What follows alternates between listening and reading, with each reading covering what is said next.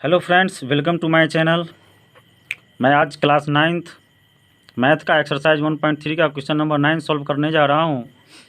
ये क्वेश्चन है कि बताइए कि निम्नलिखित संख्याओं में कौन संख्याएं परिमेय है यानी रेशनल है और कौन सी संख्याएं इरेशनल है। जैसे फर्स्ट में है √23, √225, 0.3796 और भी क्वेश्चंस हैं। तो हम इसको सभी क्वेश्चंस को बताएंगे कि कौन प्रमेय है कौन अपरिमेय है। जैसे √23, तो √23 को हम लोग क्या बोलेंगे, यह अपरिमेय संख्या है।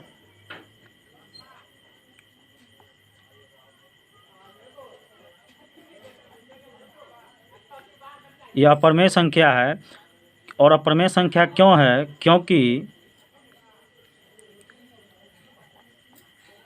ये जो 23 है अंदर में, 23 पूर्ण वर्ग संख्या नहीं है।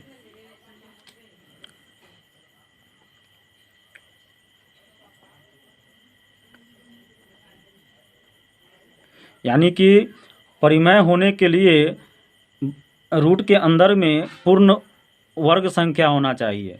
तो जैसे पूर्ण वर्ग संख्या क्या होता है, जैसे आपका 1 होता है जिसका हम पूरा वर्गमूल निकाल सकते हैं, वह पूर्ण वर्ग होता है। जैसे 1 होता है, 1 से आगे बढ़ेंगे तो 4 होगा, 4 से आगे बढ़ेंगे तो 9 होगा, 9 से आगे बढ़ेंगे तो 16 होगा। इस तरह से इन संख्याओं का वर्गमूल, जैसे 1 का वर्गमूल जो है ये 1 हो जाता है, 4 का 2 हो जाता है, ये 9 का 3 हो जाता है, 16 का 4 हो जाता है। तो जिस संख्या का हम पूरा वर्गमूल निकाल सकते हैं वह संख्याएं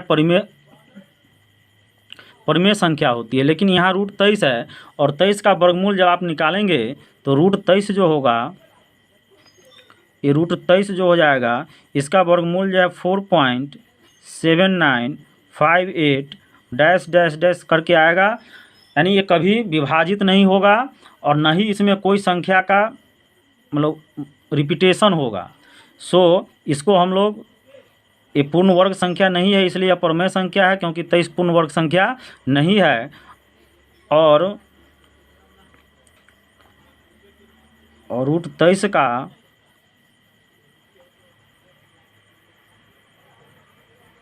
दशमलव प्रसार अशांत को हम लोग अनुवसानी भी बोलते हैं। अनुवसानी अनावर्ती है।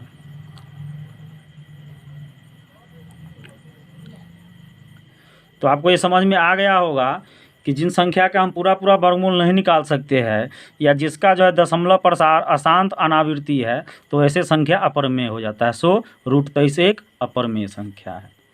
अब हम लोग नेक्स्ट पे आते हैं, जो नेक्स्ट है √225। अब √225 है, तो 225 का जब आप वर्गमूल निकालोगे तो इसमें 3 से डिवाइड करोगे, 3 7 21, 3 5 15, फिर 3 से डिवाइड करोगे, 3 दूना 6,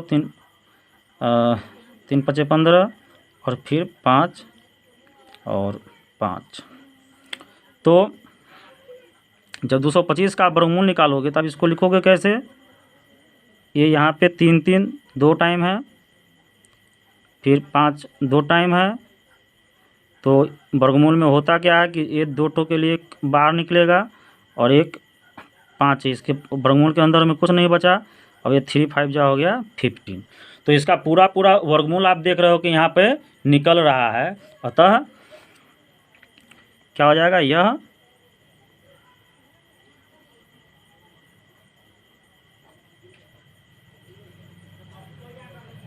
परिमेय संख्या है। तो समझ में आ गया, जिसका वर्गमूल हम निकाल लेंगे पूरा वह परिमेय हो जाएगा।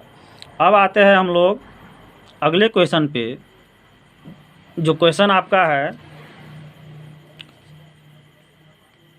कि यहाँ जो आप देख रहे हो 0.3796, यानी इसके बाद डैश डैश नहीं दिया हुआ, यानी यह किसी संख्या को भाग करने पर यह पूरा कट गया है। इसलिए यह क्या होगा, जब पूरा भाग होकर कटा हुआ संख्या रहता है तो उसे हम लोग परिमेय रेशनल नंबर बोलते हैं। तो ये परिमेय संख्या होगा, यह परिमेय संख्या होगा। और क्यों होगा, क्योंकि यह जो है शांत दशमलव, यानी जो शांत दशमलव होता है, शांत दशमलव किसको बोलते हैं कि जो दशमलव के बाद भी पूरा पूरा भाग लग जाता है, वो शांत दशमलव होता है। तो शांत दशमलव होगा फिर भी परिमेय होगा। और एक होता है कि दशमलव के बाद पूरा पूरा भाग नहीं लगता है, यानी अशांत होता है, लेकिन एक ही तरह का नंबर का रिपीटेशन होता रहता है बार बार, तो वो अशांत आवृत्ति होता है। तो उस कंडीशन में भी परिमेय संख्या होता है। इसलिए इसका यहाँ जो आंसर हो गया कि यह परिमेय संख्या होगा, क्योंकि यह शांत दशमलव है। तो ये आपको समझ में आ रही है। अब क्वेश्चन नंबर हम लोग 4 में चलते हैं। क्वेश्चन नंबर 4 जो है, अब यहाँ आप देखिए कि 7.478 और फिर 478 और डैश डैश, कहने का मतलब है कि ये जो 478 है और ये फिर 478 है, यानी ये बार बार ये 478 ही आएगा। यानी इसको लिखने का दूसरा तरीका भी क्या है कि इसको 7.478 के ऊपर यदि बार लगा दिया जाए तो ये दोनों चीज़ सेम ही है। तो इस कंडीशन में जब ऐसा होता है तो इसको क्या बोला जाता है, परिमेय संख्या होगा। अब परिमेय संख्या होगा तो क्यों होगा परिमेय संख्या, क्योंकि अब क्योंकि इसका जो दशमलव प्रसार है, इसके दशमलव प्रसार को जब देखिएगा तो दशमलव प्रसार क्या है, अशांत है। तो क्योंकि अशांत और एक ही तरह के नंबर का, यानी 478 का ही रिपीटेशन हो रहा है, तो अशांत और आवृत्ति है। तो अशांत को क्या बोला जाता है, दूसरा इसको क्या नाम कहते हैं हम लोग, अनवसानी भी बोला जाता है। तो इसका अनवसानी आवृत्ति है, यानी अशांत है, नहीं पूरा पूरा विभाजित हो रहा है और एक ही तरह का नंबर का रिपीटेशन हो रहा है। सो जब ऐसा होता है तो वो परिमेय संख्या होता है।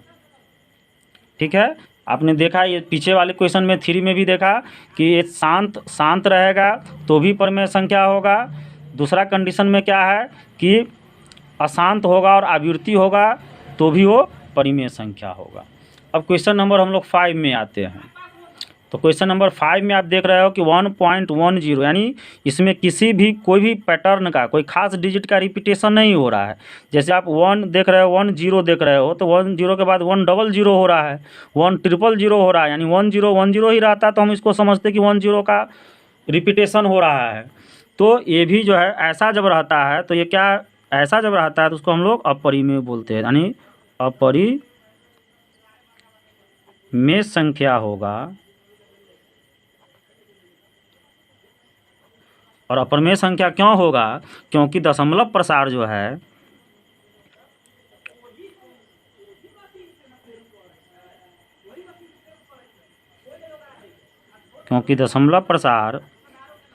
अशांत, और अशांत का दूसरा नाम क्या बोलते हैं हम लोग, अनवसानी, जिसको अंग्रेजी में कहा जाता है नॉन टर्मिनेटिंग। तो अशांत है एवं आवृत्ति नहीं है, अनावृत्ति है। आवृत्ति रहता तो परिमेय हो जाता, लेकिन अनावृत्ति है, अनावर्ती है।